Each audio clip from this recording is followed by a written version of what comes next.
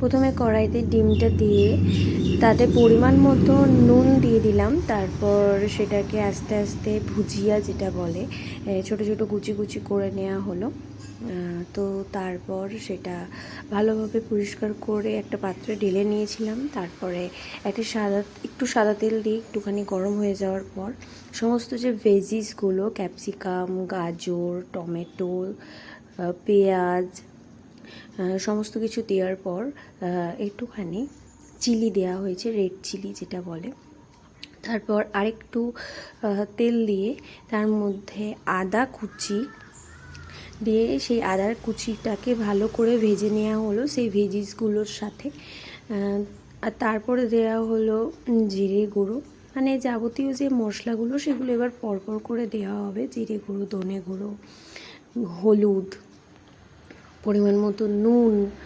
তো এইগুলো দিয়ে ভালো করে ভেজিসগুলোকে মিক্সড করে নেওয়া হবে ভাজার সাথে সাথে, যাতে এই মশলাগুলো ভেজিসগুলোর মধ্যে মেখে যায় বা মিক্সড হয়ে যায় ভেজিসগুলোর সাথে।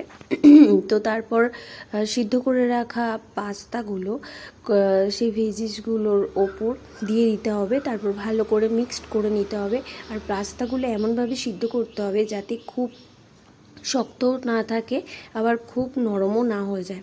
তারপর যে সসগুলো আছে, red chilli sauce, soya sauce, tomato ketchup, কী কী দিলাম সেটা তো তোমরা দেখতে পেলেই। তো সেগুলো সমস্ত কিছু একটু জল দিয়ে গুলে সেটা ওই পাস্তাটার মধ্যে ঢেলে দিতে হবে। তো একটুখানি কিছুক্ষণ ফুটার জন্য ওয়েট করবে। তারপর কুচি করে রাখা ডিমগুলো সেটা সাথে দিয়ে দেবে। তারপরে যেটা আছে পাস্তা মশলা, আমি সানরাইজের পাস্তা মশলাটাই ইউজ করেছি। তো যাই হোক, এটা এভাবে মিক্সড করে নেবে। মিক্সড করে নেওয়ার পরই রেডি হয়ে যাবে। তো এরপর তোমরা এটাকে সার্ভ করতে পারো সুন্দরভাবে। আর এটা খুব টেস্টি হয়, ছোট বড় বাচ্চা মানে বয়স্ক সবাই খুব পছন্দ করে। তো ভালো লাগলে লাইক